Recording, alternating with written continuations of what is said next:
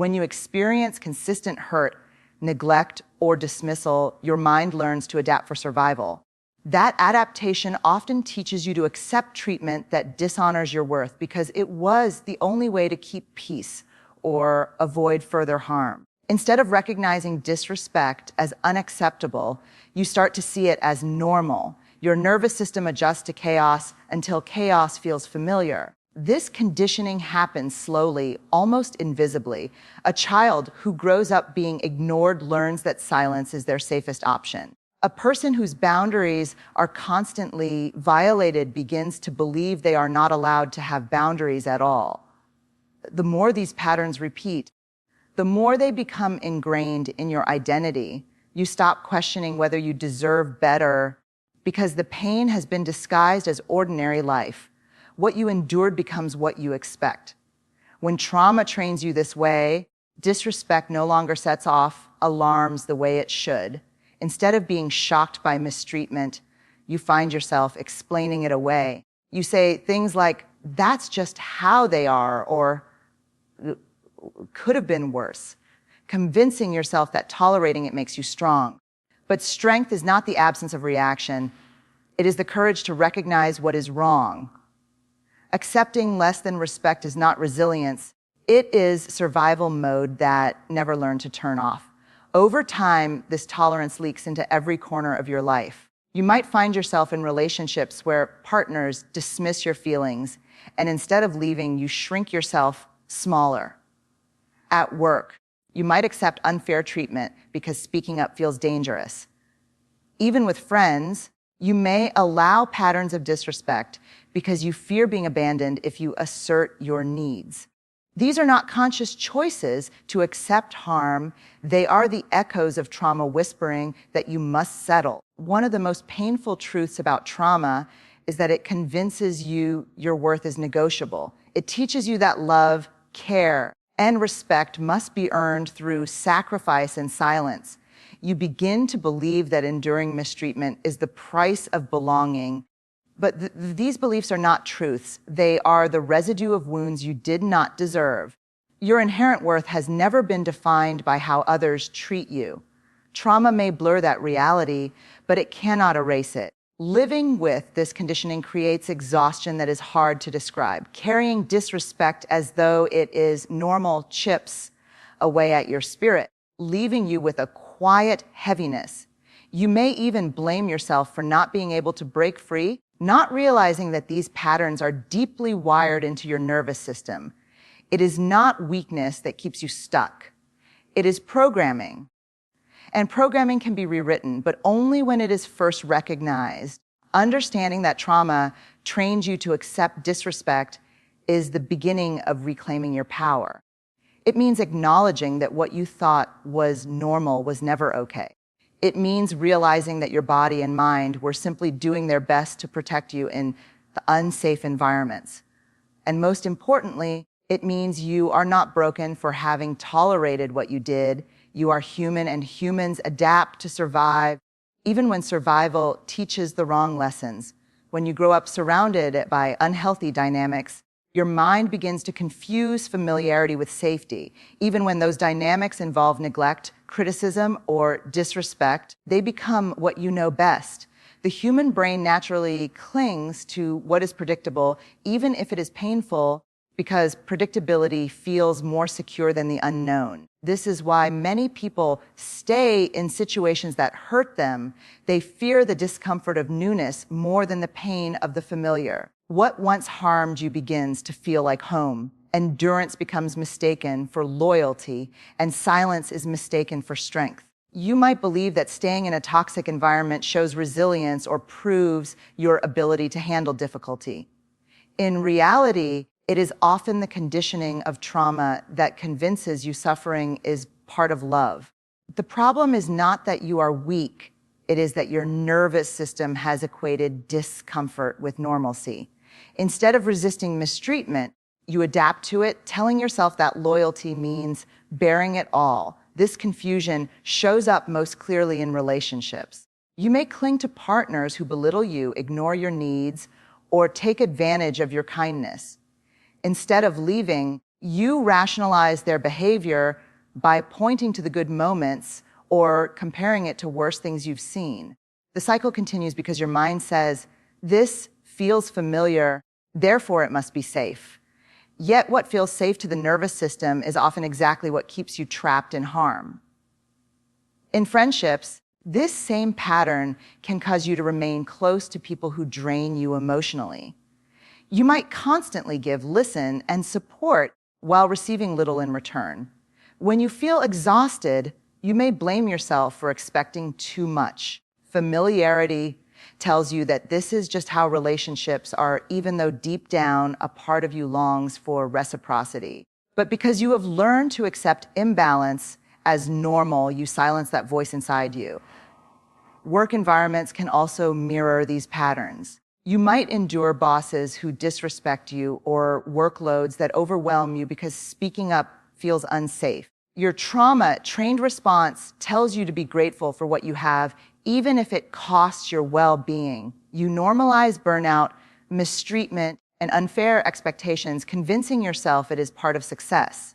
But in reality, it is simply another reflection of choosing familiarity over health.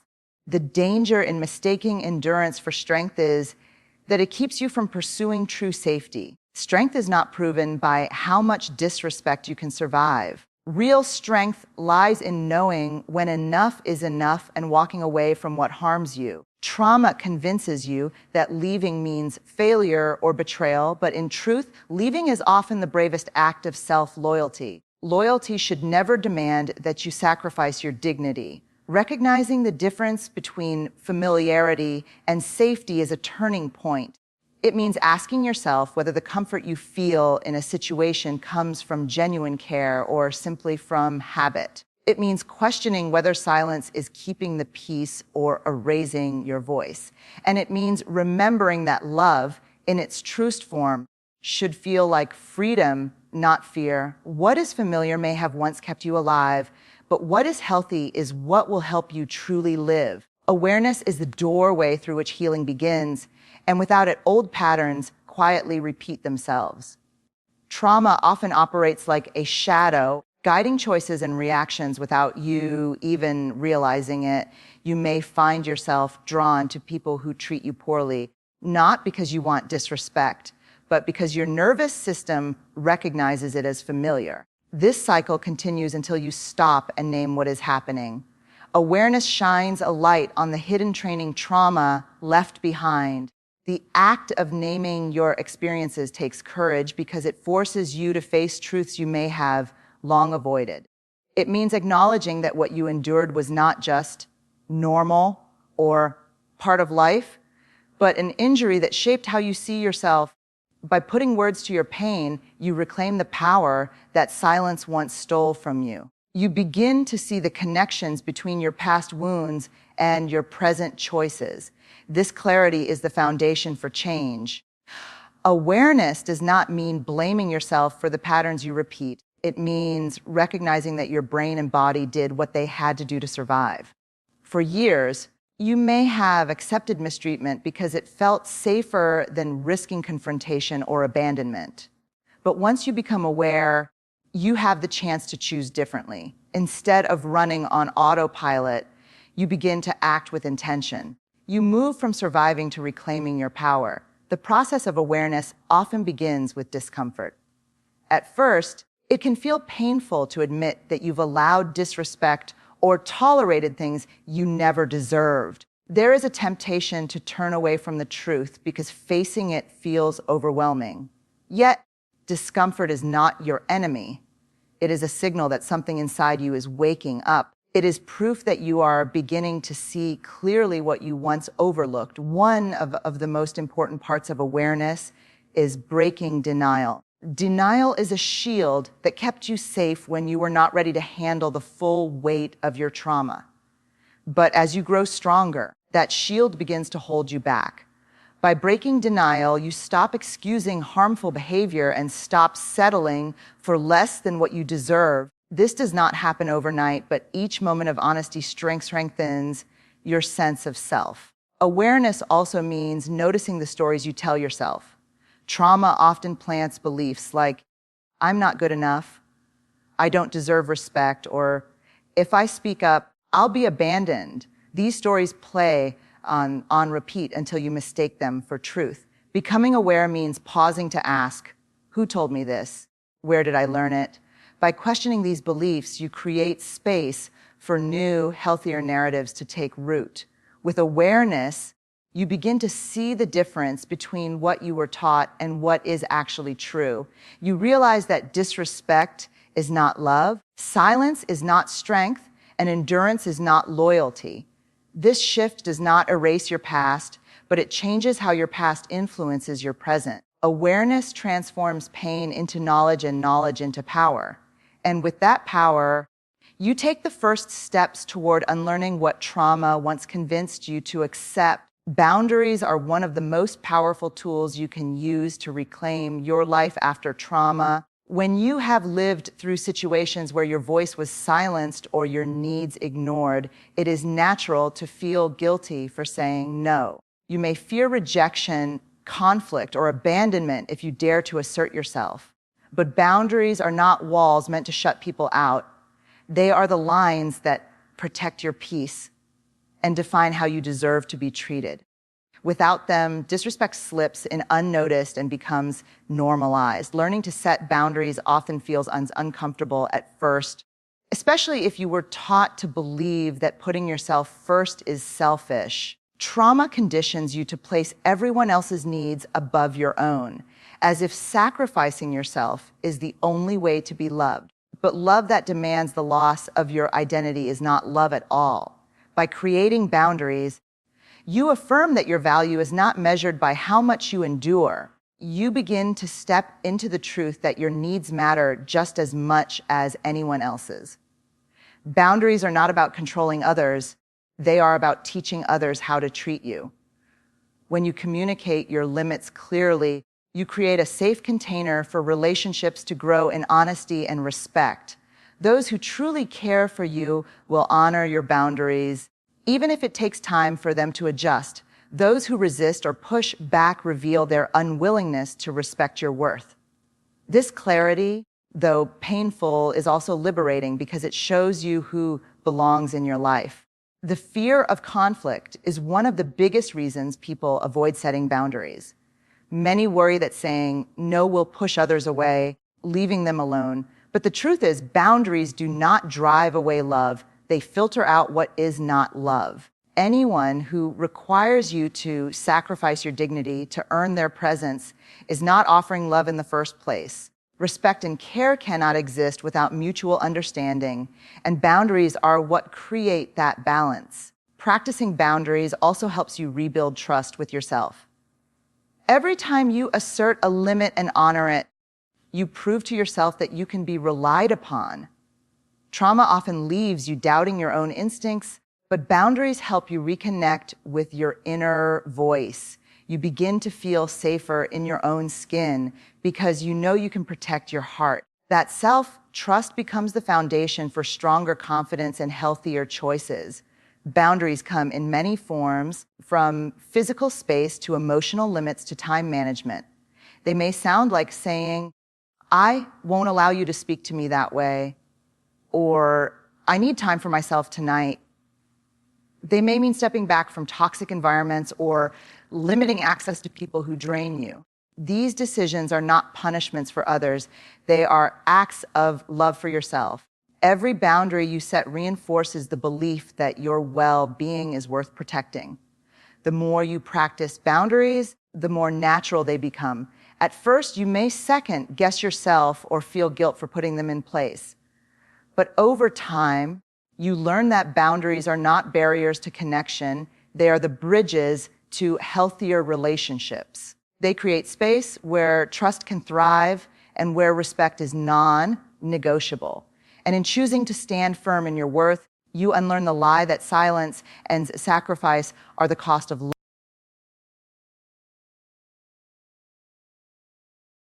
love. Healing from trauma requires redefining what love and respect truly mean, because your past may have distorted those definitions.